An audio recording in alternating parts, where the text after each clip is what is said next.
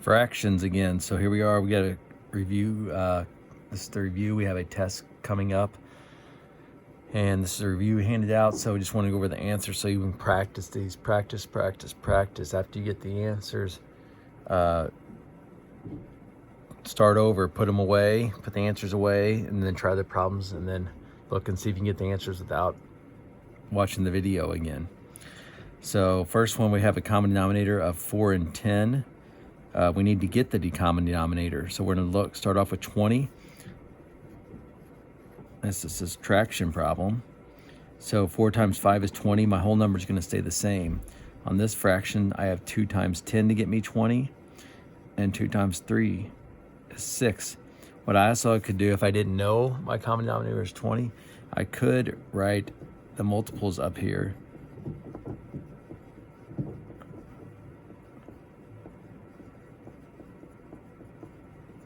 And see, the first one that we have in common is 20. So most kids are getting that part now. So hopefully they don't have to do that, but a few of them do, and which is fine. So just go ahead and write their multiples. And then 1 times 5 is 5. So now I'm ready for my subtraction, but I know that I cannot do 5 minus 6. So I'm going to have to borrow from my whole number.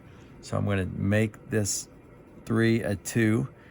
And since this is a 20-piece fraction, or there's 20 pieces in it, I'm going to have a 20 over 20. That is 1 that I took right here. So I need to add that to my other fractions I have. So I'm going to have, I still have 2 wholes. I minus 1 from my 3 to get my 2. And then I'm going to 25 over 20. So 25 minus 6 is 19. 20 stays the same, and 2 minus 1 is 1. So my answer for the first one would be 1 and 19/20. Next one is a sum. Find the sum. I did this one horizontal. I'll do this one vertical. This depends on the student. They like different strategies. Common denominator between 2 and 7. 2 does not go into 7. So I always start with my smallest going into my bigger. And since that doesn't work out, I'm going to multiply the bottom one, or my bigger one, by 2 and see if my smaller one goes into that. 7 times 2 is 14, and 2 does go into 14. So my common denominator is going to be 14 now. And multiply by 2 to get that, so it'd be 6.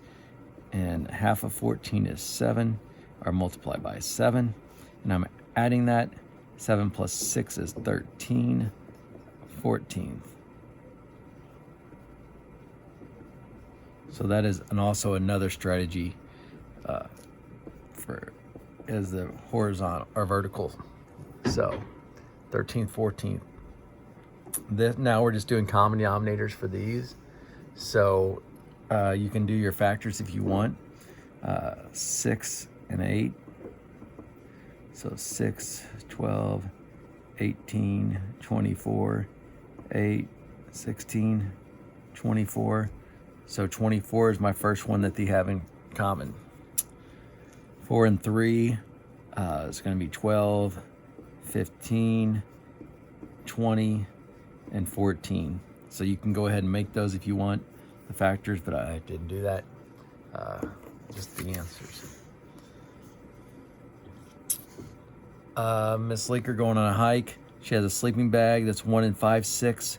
Food that weighs 3 1/3. A tent 2 1/2, and a headlamp 3 1/4. Total weight for these items. The way I would do it is start with just 2 of them. So I'm just going to start the 1 5/6 and the 3 1/3. I'm going to add these 2 together, the first 2, then I'm going to add the second 2, and then I'll add my totals together. Instead of adding 4 fractions, again, common denominator with 4 different things, I'm just going to separate it and do 2. So 3 and 6, I know my common denominator is going to be 6. So I'm going to multiply that by 2. And my top one can stay the same since it's already 6. Adding 3 plus 1 is 4, and 7, 6. Since I have another fraction, I'm not even worried about that. That equals 1. It doesn't matter. I could change it to 5 and 1/6, but I'm just going to leave it for now. The other one, I have 2 1/2 plus 3/4. Common denominator is 4. So I'm going to change that. Bottom one I can stay the same. The top one, I'm going to change it to 2 2/4. Whole numbers add, numerators add, denominator stays the same. So next I'm going to change these. I need to add these two for my total. So I'm going to go over here, and my common denominator is going to be 12 this time. So I'm going to change these to 12ths. Whole number stays the same. Multiply that one by 3, top fraction by 2.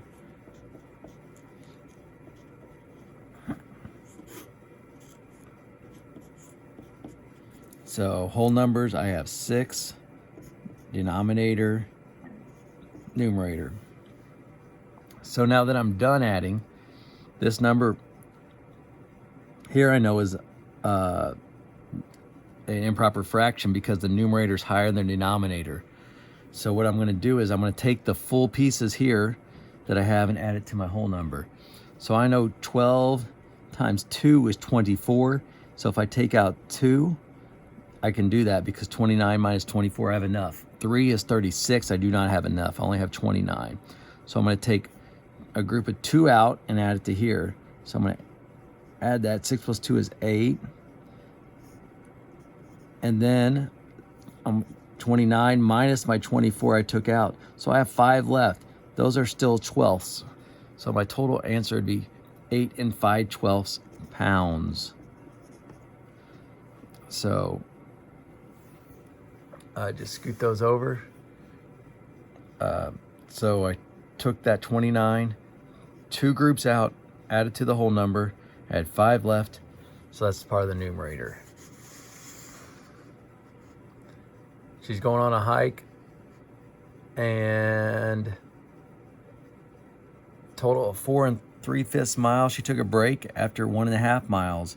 How much of the hike does she have left to complete? So the whole hike minus what she did hike, and that'll give us what she has left. Common denominator on this one would be 10. So I'm going to change these to tenths.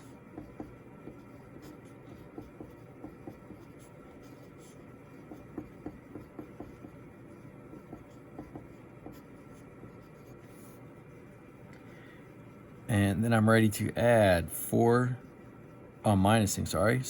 4 minus 1 is 3. 6 minus 5 is 1.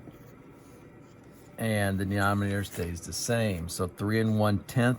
Make sure I label miles. So she has 3 1/10 miles left. Okay.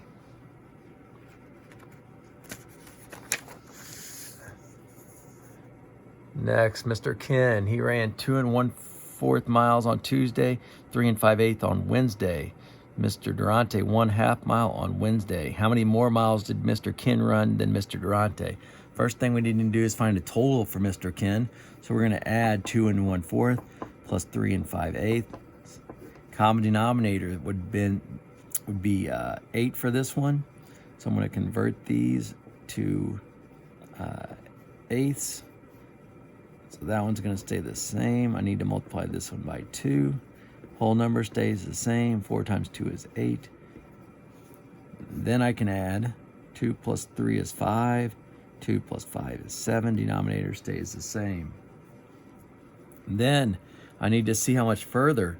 So I need to subtract Mr. Durante's. So I have 5 7/8. I need to subtract Mr. Durante's. So my common denominator on this one's going to be 8. So the top one is good.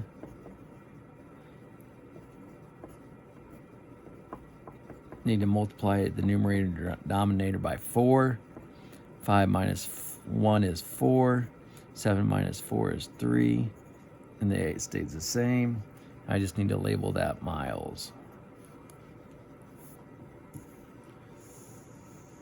Mr. Stith has a jump rope that is 7 2/3 yard long. She cuts 1/2 off for a shoestring. How many yards long is the jump rope now? So she started with 7 2/3 and she cut off a 1/2 yard. How much does she have now? The Common denominator on this would be 6. So this would be 3 6 multiplied by 3. Whole number stays the same.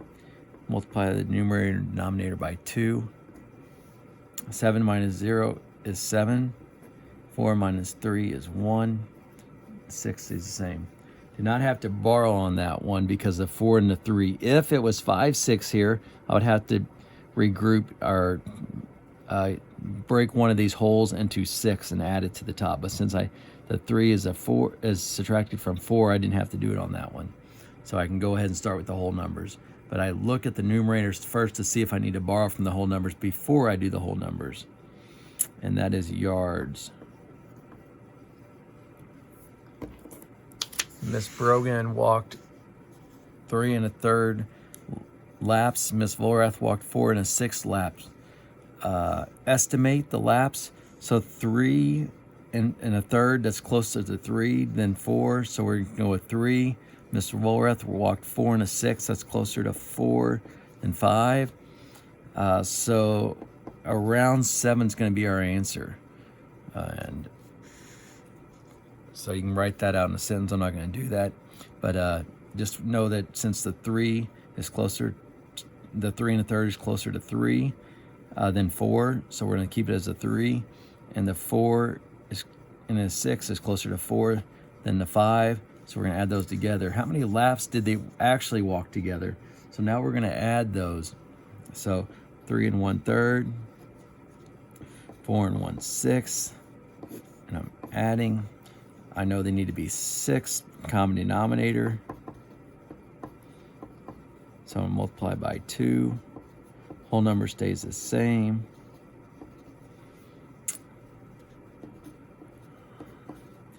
Whole numbers, 3 plus 4 is 7. Denominator stays the same. 2 plus 1 is 3. So 7 3 6 should be my total. And I can reduce that. So, or 7 1/2. Okay. Next, I need to, how many more laps did Miss Volrath? So Miss Volrath is the bigger number, and I need to subtract my smaller number, Miss Brogan. And once again, they're going to be 6. So I could have just looked up there, but let's just do it again anyway.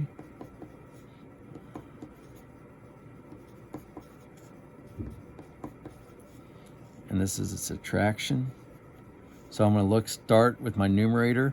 1 minus 2, I cannot do that. So I need to borrow, or not borrow really necessarily, but cut this one whole group up into 6 pieces. And I'm going to add it to the top. So the 4 becomes a 3 since I took one of those pieces away.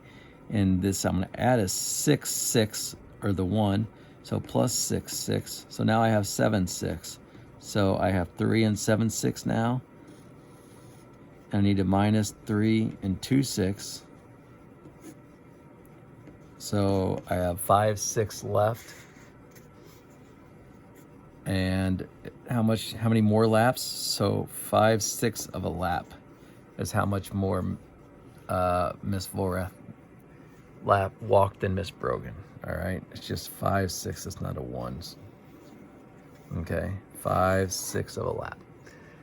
So practice up, and we will have a test is whatever day we have next. If it happens to be Monday or Tuesday, just because of the snow. So study up, practice, cover up the answers, and rework the problems. And just put something over the answers and work it again and see if you get the correct answer. Keep working these problems. All right, practice up. You might have an extra day to practice up for the snow, but good luck, guys.